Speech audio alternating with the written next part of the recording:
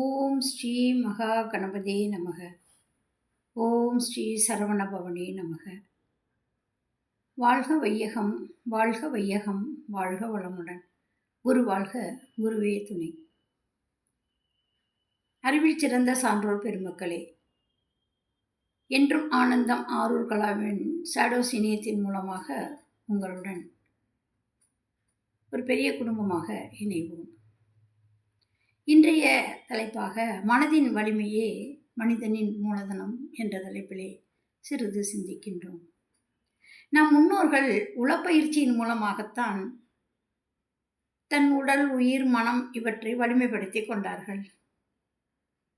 உளப்பயிற்சி என்று சொல்லும் பொழுது இயமம், நியமம், ஆசனம், பிராணாயாமம், பிரத்யாகாரா, தாரணா, தியானம், சமாதி என்ற நிலைகளிலே பயிற்சிகள் பெற்று நம் முன்னோர்கள் நீண்ட காலம் வாழ்ந்தும் காட்டினார்கள். இப்போ இயம நியமப்படி விதிப்படி வாழ்ந்தார்கள். ஆசன பயிற்சிகள் மூலமாக உடல், மனம், உயிர் வலிமைப்படுத்தி கொண்டார்கள். ஆசனம், பிராணாயாமம் என்று சொல்லக்கூடிய மூச்சு பயிற்சி என்று சொல்லுவோம். அந்த மூச்சு பயிற்சியின் மூலமாக நோய்களை கட்டுப்படுத்தி கொண்டார்கள், வராமலும் தடுத்து கொண்டார்கள்.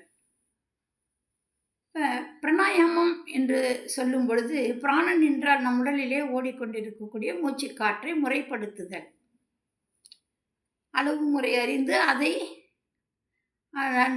நிறைய ஆற்றலை கிடைக்கக்கூடிய அளவுக்கு அவர்கள் பிராணாயாம பயிற்சியை செய்தார்கள்.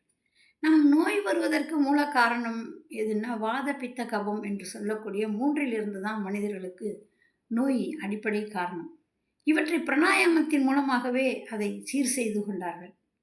காலையில் பிராணாயாமம் 5லிருந்து 10 நிமிடம் செய்யும் பொழுது பித்தம், அதனால் ஏற்படக்கூடிய நோய்கள் தவிர்க்கப்படுகின்றது.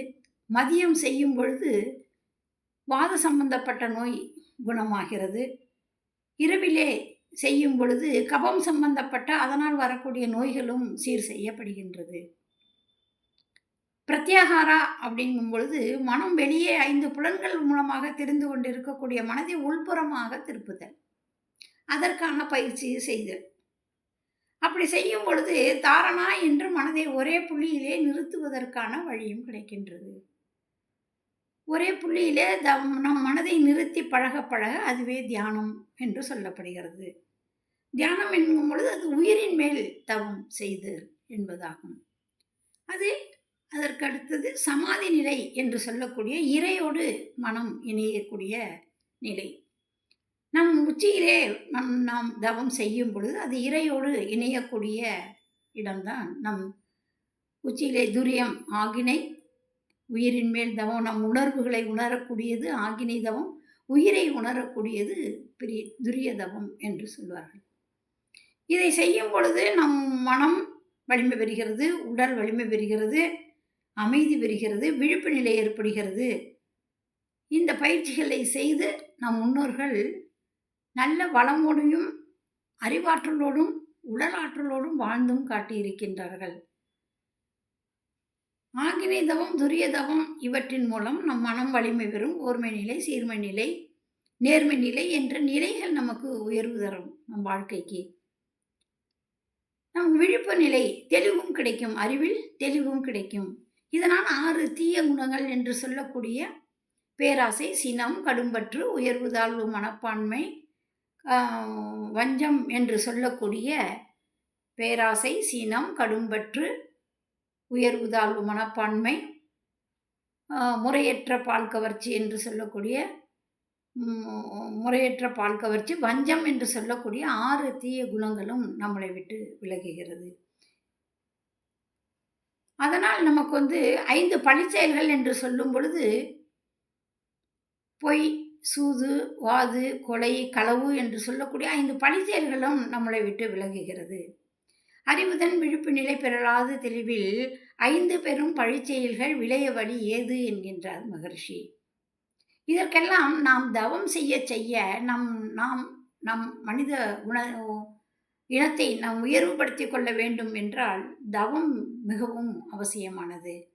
தவம் என்றால் மனித பிறவியின் நோக்கமும் மதிப்பும் உணர்ந்து புலன்களை ஒழுங்குபடுத்தி அறிவின் நிலை அறிந்து பேரறிவு நிலை எய்தி ஒழுக்கம் கடமை ஈகை என்ற அறநெறியை தன் இயல்பாகக் கொண்டு அது அயரா விழிப்பு நிலையோடு தானும் வாழ்ந்து பிறரையும் இனிதாக வாழ வைக்கக்கூடிய உயர்நிலைக்கு தன்னை தகுதியாக்கிக் கொள்ளுதலே தவமாகும்.